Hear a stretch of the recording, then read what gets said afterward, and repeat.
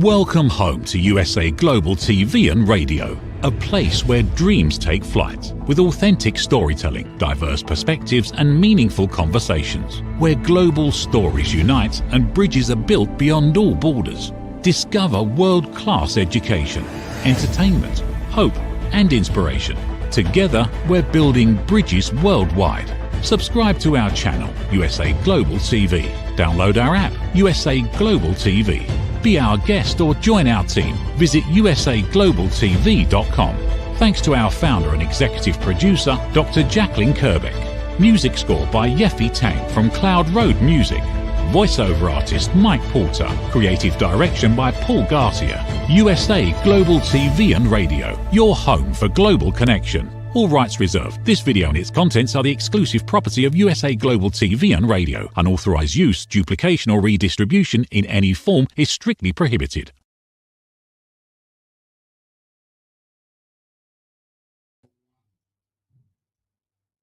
Good morning, good afternoon, good evening, and welcome home to USA Global TV and Radio, where today's show is Authentic Achievements. And before I introduce my guest and bring him out, I want to take just a moment to share with you some exciting news in my world and my little girls, which is our new book, Always With You, is launching tomorrow.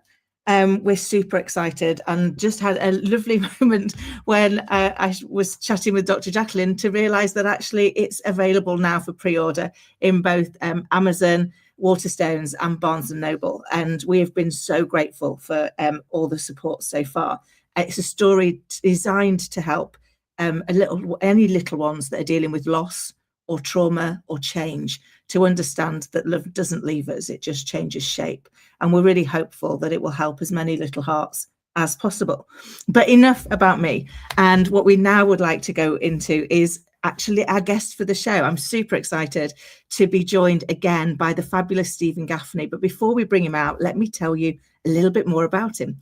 So Stephen Gaffney is the trusted advisor to organizations that are number one or number two in their industries, and to the leaders who are determined to get there. As CEO of Stephen Gaffney Company, he's worked with top tier clients like Amazon, Lockheed Martin, and the US military to build consistently high achieving teams, known as CHAT. He's known for getting the unsaid said. Stephen simplifies complexity and equips leaders with practical tools that drive breakthrough results. He's the author of Unconditional Power, a cancer survivor, and the expert leaders call when the high achievement is non-negotiable. Without further ado, Stephen, welcome. Thank you for having me, and congratulations on the launch of your book. That's so exciting. Always With You. I love that. Oh, bless you. Thank you. Yeah, that's so kind. I'm still in a bit of a pinch me moment, Steve, because it wasn't ever designed to be a book. It was a story I wrote for my daughter, and it was only ever supposed to go to my daughter. And then her counsellor read it and said, you should really try and get this published because this could help so many other little people dealing with grief. And so I sent it off. I only wrote it in May of this year, sent it off and was very, very lucky to be given 3 publishing contracts and picked one of them, and it launches tomorrow. And I still pinch myself on there. How did that happen? That's great. And I can't think of another book like that. And I'm going to get that. So actually, congratulations. Bless you. Thank you. So kind. And I'd love to hear your feedback on it afterwards, because it's as I say, it wasn't supposed to be a book, but I've had lovely feedback so far. And hopefully if it helps just one child, then it's worth doing, isn't it? I'm sure it's going to help thousands. So congratulations. Oh, bless you. Thank you. But this is about you and building high achieving teams. And I know when we chatted on my podcast, you're packed full of insight and actionable advice, which is amazing, because very often we have conversations and we are inspired by them, but we don't really know how to put them into practice, do we? How do we take that, oh, that's a great idea, and go, and actually now how do I live that? So could you bring to life a little bit more about your journey so far, and then we'll get into the building the high achieving teams? I can, but I just wanted to connect real quickly. So Always With You, your book, and yes. That I see that type of issues also with teams as a whole. Yeah. You've experienced this where people get together and their issues look like with other people, but so often it's unsettling issues that we have with ourselves and in the past that we bring to that team and sometimes project on others. And so I've coached people that are actually seeing ghosts. What I mean by, let's say they had their trust broken in the past. Yeah. So they're so worried about that trust being broken again, they actually make issues that really aren't those issues. For example, have you ever had a situation where somebody asks you this situation, can't you believe what that person said? I can't believe that. And they replay what that person said, and you're like, that's not really that bad. You're reading into that. And so I say this because what I've learned is awareness is so critical.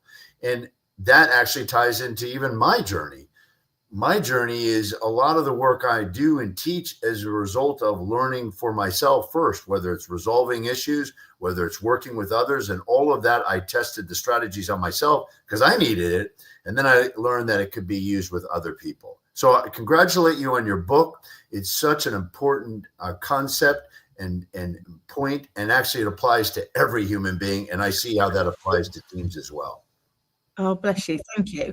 And it's so true. Very often we're, I do a lot of work on conflict resolution, and what I find, and I think it resonates with what you've just said, is that both parties are stood there going, "You're not listening to me," and actually, you're not hearing each other. You're so busy trying to get your message across that you're not listening to the other person. And actually, if you were able to, you'd realize that actually you're both violently agreeing. You're just using different words, and you're misunderstanding what each other's doing. But and I love that, and we've just chatted about this before, that you've tested all of your theories out on yourself, and you've recognized that actually you need that work too. Because a lot of mine has come from working on me, realizing what I needed to change, the bit of me that I was projecting into situations, because the emotional brain responds 24 times faster than the thinking brain. So what happens is something happens, and then we make it mean something. But to your point, when somebody else plays it back, you go, "Oh, that's not that bad," because you've not attached the same meaning to it. So how do teams go about starting to really build true connection so that they can understand when actually they are seeing those ghosts, as you describe? Well, there's a lot to consider here. So let's talk about the first overall, our core concept, which is about consistently high achieving teams versus high performing teams. I think the word performing doesn't really do justice of what we have to consider and do right now. And here's what I mean by that. Performance can be confused with hard work, where achievement is about results. That's why I love what you do and authentic achievements, because it is really about, or at least my interpretation of this, is it's all about achievement and results. And that's important to remember why we're here. So how that how that connects with teams is, I've seen people get all hung up and be in silos, and they forget the overall objective is for the organization to do well, whether it's to accomplish a mission, goal, or whatever the case is. So one of the first essential elements of a consistently high achieving team is to know your North Star, PGS. Everybody talks about the North Star, but what I mean is PGS, purpose, goals, and strategy, which we can talk more in particular, but it's about ultimately knowing where we're going. That's critical to deciding what to do day in and day out. I love that. I mean, it's you've made it sound so simple, but actually it isn't. It's once you get there, it makes everything simple, but getting there can be quite hard work, can't it? Doing the work to distill it down to ensure that you've got real clarity on that purpose, that the goals align to it, and that the strategy for how you're going to deliver those goals is valid and is revisitable, because we don't always get it right first time, do we? We've got to be able to hold our feet to the fire and go, is this working the way we wanted it to, or are there elements that we need to adapt or amend or swap out if they're not helping us? But having that framework of being able to constantly pull yourself back to, is this going to deliver against the purpose, the why we're here? Yes, and we have a document for people. So people go like, what can I do about this? Because it sounds, again, and this is where the two of us are so connected. It's one of these things that sounds so simple, but it really isn't. And I'll prove it to people in this way. If you're running a team, go around the room and ask people, what's the purpose of this team?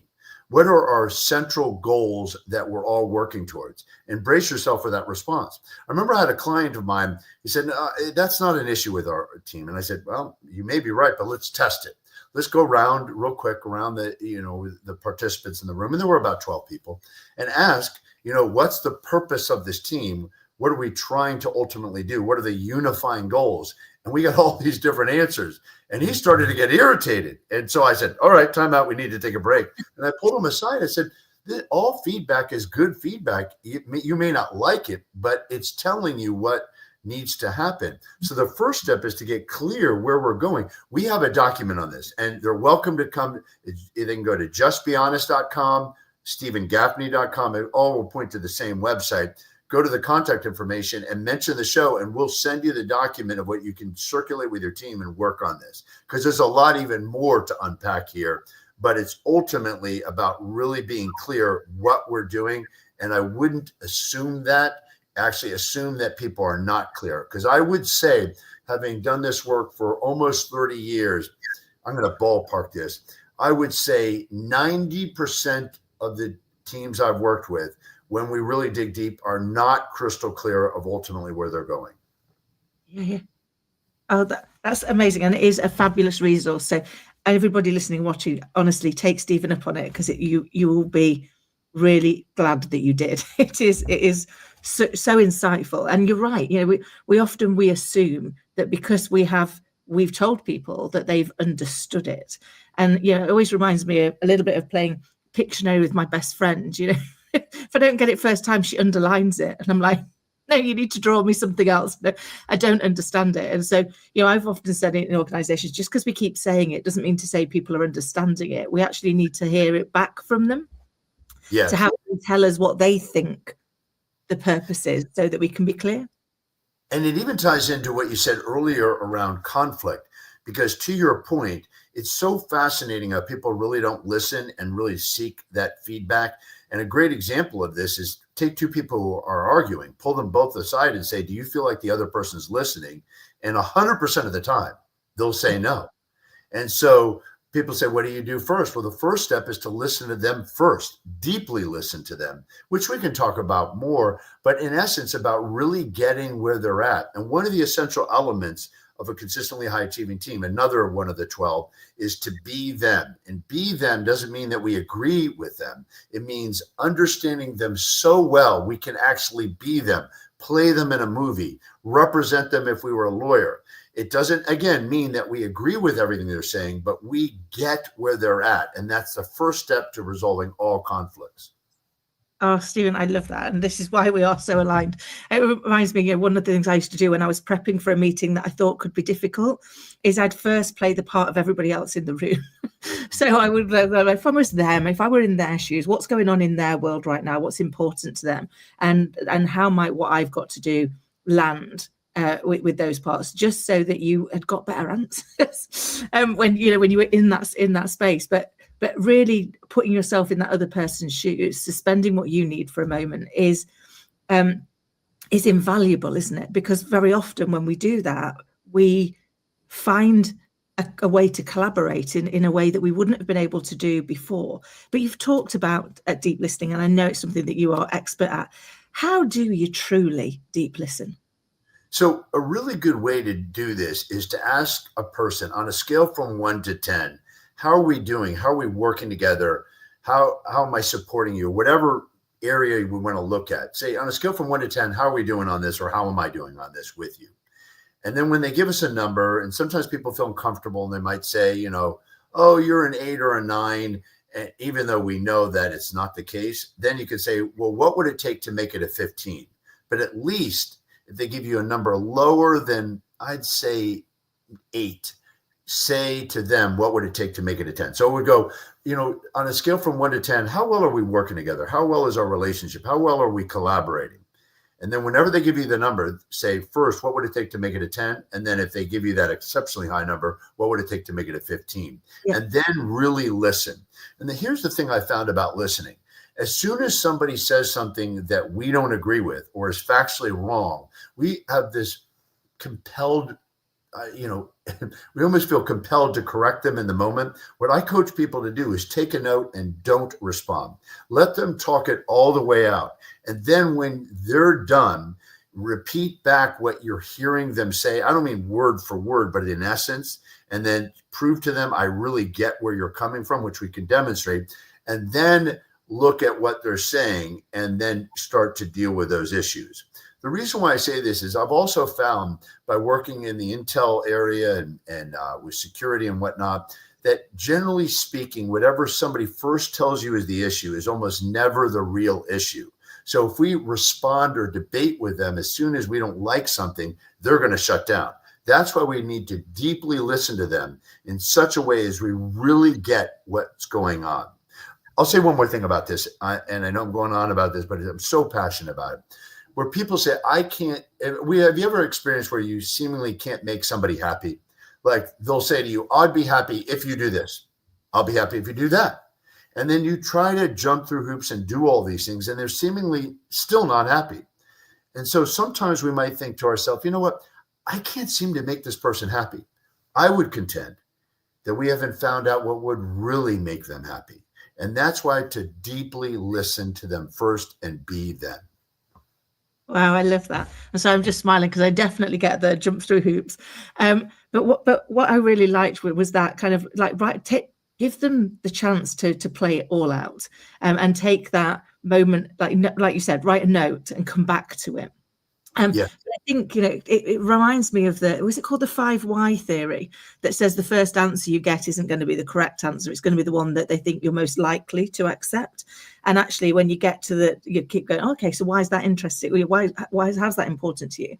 What would that give you if you got there? That by the time you get to the 5th layer, you actually get to the crux of what's really going on, the real problem.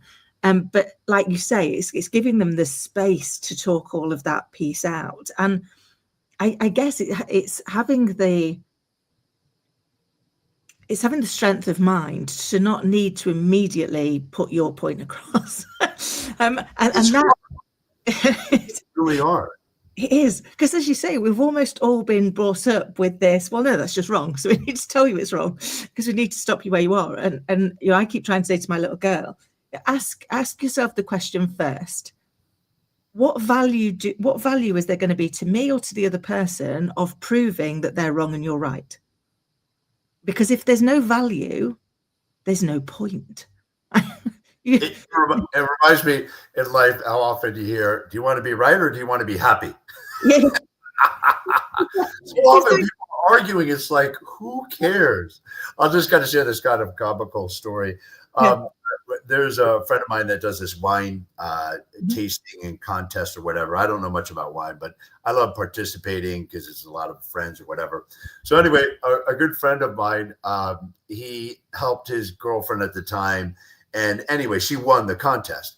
And so she won. She was really excited. And he turns to her and said, well, that was great because I was so glad to help you. And you could feel the air coming out of the balloon. It's like, and the music going, whap, whap, whap. The reason why is he just stole her thunder. He didn't mean it that way, of course. He was like, oh, I'm glad we were able to work together. But the way it came across was, I helped you. And so it just reminds me how often people want to or be right.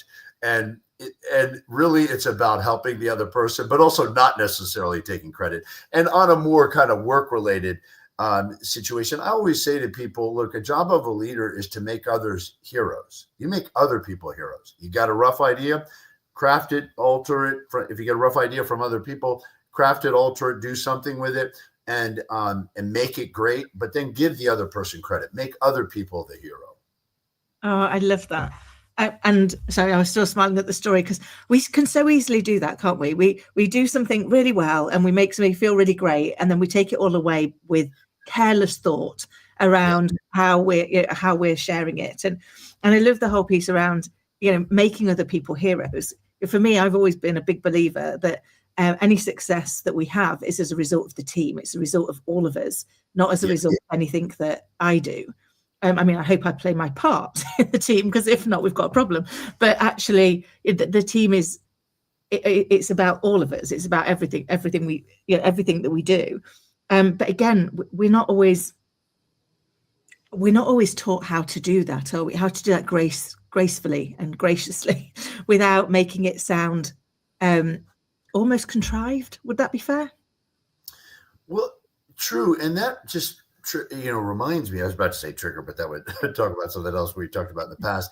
But it reminds me how often strategies are taught that are really gimmicks or almost magic tricks that will work in the moment. But when somebody discovers that what we're doing, it won't work. Remember that strategy about mirroring, where you're like, you and I, let's say we're trying to connect. So I would try to, you talk fast, I would talk fast, you talk slow. I try to, how you sit, and I would try to well, that in theory works, right? People who like others who are like them. But if somebody catches us that we're doing that like in an inauthentic way, it just ruins it. Now, we are naturally going to mirror each other when we're connected, but have it be natural. And so I run the test, and I always share with people, never use a strategy that if somebody discovers what you're doing, you're going to feel uncomfortable. You should be able to say, yeah, that's exactly what I'm doing. I am trying to deeply listen. I am trying to be you. I am trying to get the other point of view because I'm always stuck on mine. Yes, I'm trying to not be right. I'm trying to make us happy or us be happy. So I love the filter of teaching stuff that if the other person knows what you're doing, it's not going to unravel. It's going to help. And I can give other examples as well. Oh, Stephen, I love that. It reminds me of many years ago when I worked for a company called Egg. And one of the things that they did as a strategy, and I still live it to this day, was they talked about dancing with customers. Because actually, if you shared with your customer, that's what you were trying to do. That you, to your point, you can stand by that. But they were like, if I were a dance, I talk very fast. I wave my hands around a lot. I'd probably be, a tango or something. So if the customer was a waltz, how would that dance feel? And it won't feel very good. So actually, you've got to become, they're the lead, and they're leading the dance. So you take on their dance moves. And so we often used to share that with customers because it was actually quite nice. And people were like, oh, what a lovely thought. Because you get that. It's like, we're trying to make sure that this feels good for you, that this feels comfortable for you. Yes. And one of the most important things, or I would say the most important message, I just want to get out there and then connect it to what we're talking about, is the biggest stumbling block of all relationships, all teams, and all organizations is lack of honest communication. But what I mean by honest communication isn't about truth or lies.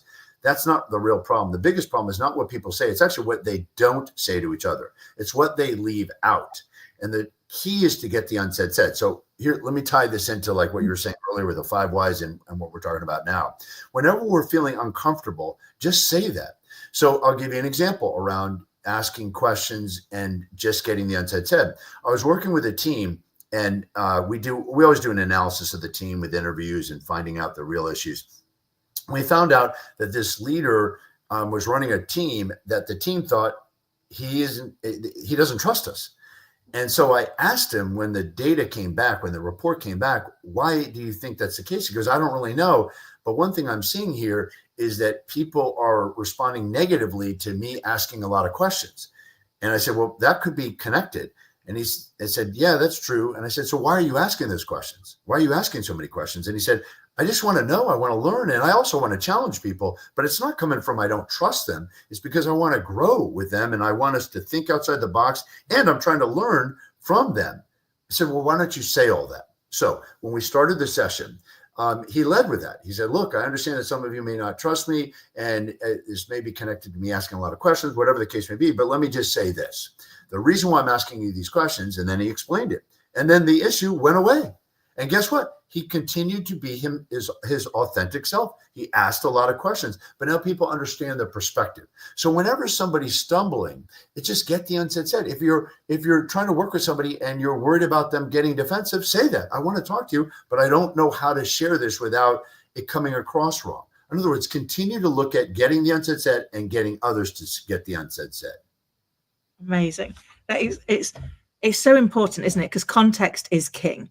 And I tell that all of the time when she asks me a question, I'm like, hold on, we were just talking Barbies, now we're over here. Can you give me a little bit more information? But that kind of like setting that context, giving people like, what's your intention? I use that all the time. If I'm having to have difficult conversations, I'll share that, I'm a bit conflicted about doing this, and then I'll share why I'm doing it, which is, if you don't know, you're going to get in your own way, and I don't want to see you do that. So, but it's in having the courage to be vulnerable, isn't it? To say, actually, I'm not feeling 100% here, or I'm not certain how this might land, and I don't want it to land in the wrong way. Or, and I think, having the ability to do that, and you always do it so graciously, so that actually you don't even notice really that you've tackled an uncomfortable conversation because you've led into it so gently. Is that an important part of the skill? It is, and it just comes again with the ability to get the unsaid said. So if you're feeling vulnerable, say that. And it's interesting that we bring up vulnerability, because vulnerability inspires honesty. I've found vulnerability inspires honesty. So if we want other people to get the unsaid said, if we're vulnerable, it makes a huge difference. So a good example of that is, as a leader, we can say, all right, everybody needs to do these things, and we need to move out on this. Or you could say, look, everybody needs to do this and move out. And the reason why I'm saying this is because if we don't take care of this, we run the risk of the business going downhill. I don't mean we're doomed. I mean, we just need to address these issues now. And in the past, I've had issues where I didn't get it addressed and it came back to bite me. And then I might share a lesson learned. I often have worked with leaders and who are so great, but they've lacked the ability or desire or realization about sharing how they have screwed up in the past and what they learned. So that's so important if we want other people to be more vulnerable. And I'll say to leaders, you don't realize how intimidating you are, and just by your position. So people think, oh, you got it all figured out, versus we've all gone through such big challenges. So, for example, in the book, Unconditional Power, my latest book, I share a lot of things that I've messed up, because that's how I've learned a lot of these strategies. But here's my point. Vulnerability inspires honesty. So how are we being vulnerable? I love that. It's so true, because we don't often share our mistakes, do we? Because we're kind of like, there's still that little bit of embarrassment that we made them in the first place, because now we've made them and we've learned from them, we know what not to do next time. So there is that bit, but actually our mistakes are our greatest lessons, and therefore they can be really great lessons as well for our people. And to your point, once we share that it hasn't always gone swimmingly, that we've made, I've made some pretty big disastrous whoppers in my time. I'll be honest, Stephen. I've got one particular one that I still call the Valentine's Day massacre. I mean, nothing actually happened, nobody got hurt, but we were putting in a system, and I was in charge of it for the branch of the bank I was in, and I'd done all of my bit, and the project team had done all of their bit, but we'd not checked that the two bits worked. So they didn't. And therefore, we managed to wipe out the entire banking system for 4 hours while we got it fixed. Pretty big. It was a pretty big disaster. But it didn't lose me my job. You could grow from it. You could understand it. People were very accepting. And I learned a lot about what you need to check in projects moving forward. I was a young team leader. But I share that with people often, when I'm leading teams, to go, like, it's never the mistake that defines us. It's what we do with the mistake that defines us. And often it's just, all mistakes are just more data. They're data we don't enjoy.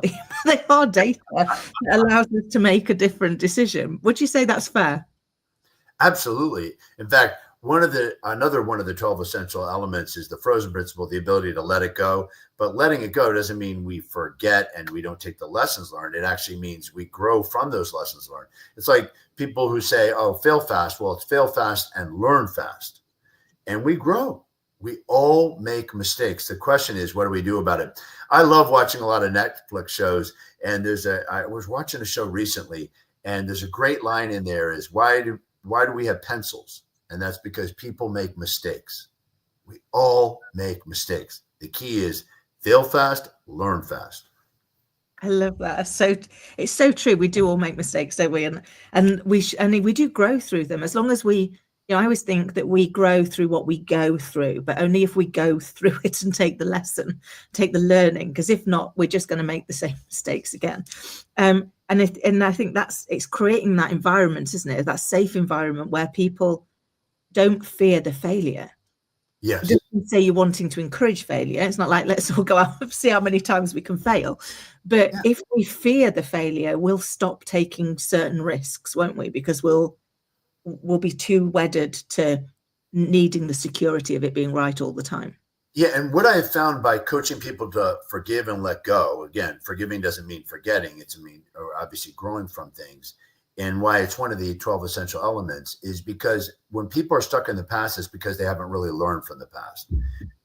And if they have learned something, it's often disparaging. It's like having our trust being broken and say, okay, well, what I learned is I can't trust other people. Well, that's not empowering, and that doesn't help us move forward. The key in life I found to letting go is to learn from the past in an empowering way. And again, if they want something on this, there's a document we can send to them about how to forgive and actually grow from that. There's a 7-step methodology. It's out of another book, but I'll send it to them for free. Again, all they have to do is go to Just Be Honest and mention the show, and we'll send them that, as well as even the document about how to get the unsaid said. Amazing. They will be such invaluable resources, because I think with these things, we've all got an experience of when we were uncomfortable, when we'd got something that we hadn't said. And whilst we really wanted to say it, we didn't know how to. and so it went unsaid. And then all that does is build frustration, doesn't it? Because every time it goes unsaid, there's a layer of frustration that goes, why don't they know? Yes. You've not told them. You've not told them. They can't possibly know. But that loop in the brain doesn't link that piece in, does it? It doesn't link in the fact you've not shared it with them. You just expect them to pick it up by osmosis. And I think there's the challenge is actually being able to hold yourself to that same level, to make sure that you are always making sure that the unsaid is said, because it's the unsaid that is driving what's really going on in our worlds, whether we are willing to acknowledge it or not. And so our world isn't going to change until we make it said, so that it's out in the open then, and people can deal with how we overcome it, how we resolve it, because everything's overcomable, isn't it? It is. And the first step is awareness. Second step is we got to get the unsaid said. And so people might say, well, how do you get others to get the unsaid said? And one of them is to make people feel emotionally safe, which I think is an upgrade from psychological safety, which we can talk about. But in essence, here's what a great example of what I mean by this. Have you ever had somebody say to you, I'd love feedback, and you can say anything to me. And so you give them some critical feedback that you're trying to help them, and they get defensive. They flip out on you. Next time they ask you for feedback, what are you thinking? I'm not going there. It's interesting how people train and condition people to lie to them by their reaction. So if people are listening right now, watching show, obviously, and they're saying, oh my gosh, I can do that. What do I do? Well, go apologize. Because here's the thing. If we create an unsafe environment, people will shut down. And even if we're leading a team and we are good at making people feel safe, the question is, are you managing the team dynamics so other people don't overly react and cause other people to shut down? It's all about creating that emotional safety, which is an upgrade from psychological safety. I really like that. Yeah, because I think sometimes we get these, I like psychological safety, which is important, but we bandy everything into it. And you're right, how we accept the feedback when we're given it is going to drive what level of feedback we get in the future. Because I remember many years ago working for one organization, and it wasn't until things went horribly wrong that people were like, oh, you really are like this all of the time. And I was like, yeah. Kind of, this is me. And they said, well, kind of, we just thought you're always so like, you're so kind and caring, even though you hold people to account, and we had to drive performance. I ran commercial teams for 20 years. They said, but you do it with such kindness and such empathy and such listening. He said, but that's all well and good when you're always slaying your numbers. He said, but we were like, yeah, wait to see what she's really like when we miss a number, when the wheels come off the bus. And when it did, I stayed the same. And I was like, because I've got no credibility with you ever if I suddenly swap who I am because the result hasn't gone the way I wanted it to. Because you'll never trust that I am who I say I am. You'll always be waiting for the what if. Yes. But moving into new organizations, I've kind of shared that story with her. I get it's really hard as the leader to tell you that I want feedback, because I can say that, and I guarantee in your lifetime you've had people say it, and then when you've given them the feedback, they've bitten your arm off. So I recognize it's a lot for me to expect that you're going to be willing to give me the feedback, but all I'd ask is trust me first and let me prove to you the trust was worthwhile. Because it's a big ask, isn't it, to go into to ask your team to share with you the parts that you're getting wrong, the areas where you could be doing better, because they've all probably had at least one experience where that person said they wanted it but didn't like it. Absolutely. They've had some bad experiences, which again, that connects well with what we talked about earlier about people seeing ghosts. And so they're like, I don't want to share things, but wait a minute, why not? Because they've had bad experiences of the past, but just because you had bad experiences of the past doesn't mean you're going to have a bad experience now. The other thing that I think to consider around this emotional safety is another element that I found critical is rewarding honesty. And I don't mean financially, I mean doing something with it. How often have you seen these companies that do employee surveys or people who ask for feedback and they don't do anything with it? At best, they report back what the feedback, but they don't take specific action. And if they do, it's months and months where people are like, this takes forever. So I've worked with teams where people say, I feel safe to bring things up, but nothing will change. And when people feel like that, they shut down. We have to reward honesty. That's so true. And I think sometimes when we get feedback on things, sometimes they are big things that we're going to take a long time to change. Yeah. But that doesn't mean to say we can't be letting people know while we're going through it. It's like we're working on that, but there's always some low-hanging fruit, quick changes that you can actually make and implement. And it is, to your point, it's that giving them back the recognition, saying, look, we understand that took something for you to be that honest with us, for you to share that piece, to be vulnerable enough to let us know that this isn't going well, was a big thing, and we should celebrate and acknowledge that, so that you're willing to take that step again. Yes, because that's what we're trying to grow, isn't it? Is that space where they will feel that the next step's easier because the last step was taken so well and was acted on.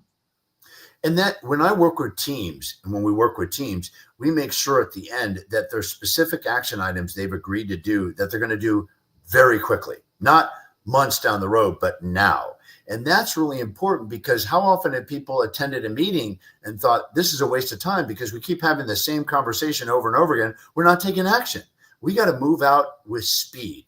In fact, speed is a really interesting differentiator, and speed, I found, improves quality and motivates people. First, it motivates people because people feel like, wow, stuff is getting done, but it also improves quality because if we move out on something and we get feedback, we can beat out the competition.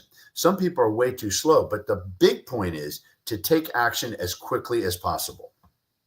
I love that. Stephen, I always so love our conversations. I can't believe where the time's gone. It's like it always just flies. And I want to make sure that before you go, you can share with the audience how they can get in touch with you and who you help. Great, thank you. So if they go to justbehonest or stephengaffney.com, goes to the same place, mention the show, we'll send them all those documents I mentioned earlier. And in fact, there's one other document I want to send them. There's a 9-step methodology I wrote about how to have difficult conversations. We'll send it to them for free, but they have to mention the show.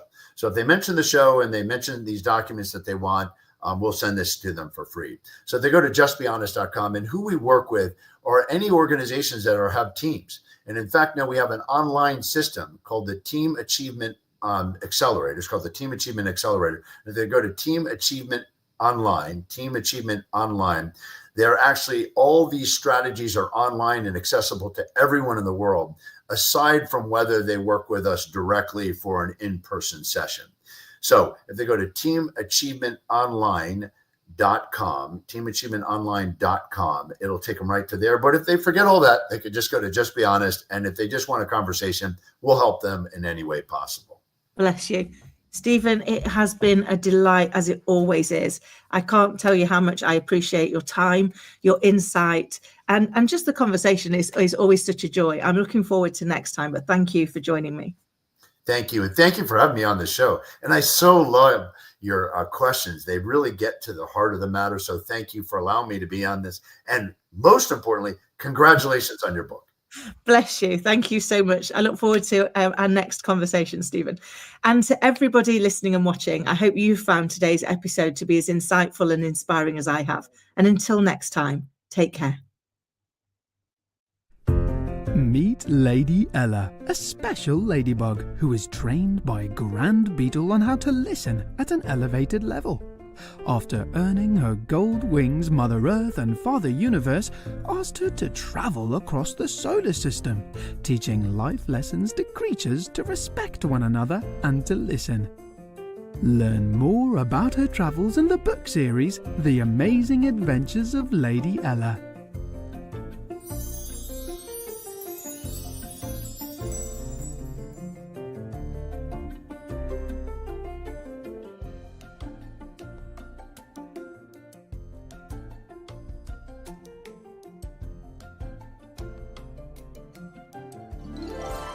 The Amazing Adventures of Lady Ella, the Listening Mentor. Lady Ella's ABCs of Listening. Lady Ella has afternoon tea in London. The ocean calls and Lady Ella listens. Lady Ella listens in the Baobab National Game Park. Lady Ella's space adventure across the universe. The magical adventures of Lady Ella and her super-powered friends. There are also collections of colouring books for parents and kids.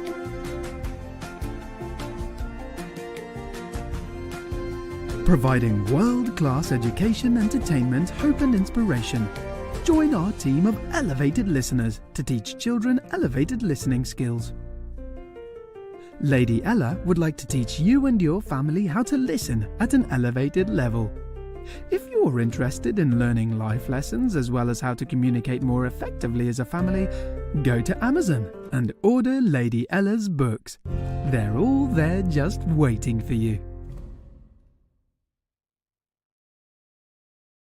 Is it true? Is it kind? Is it necessary? In a world quick to judge, one book dares to reveal the hidden cost of silence.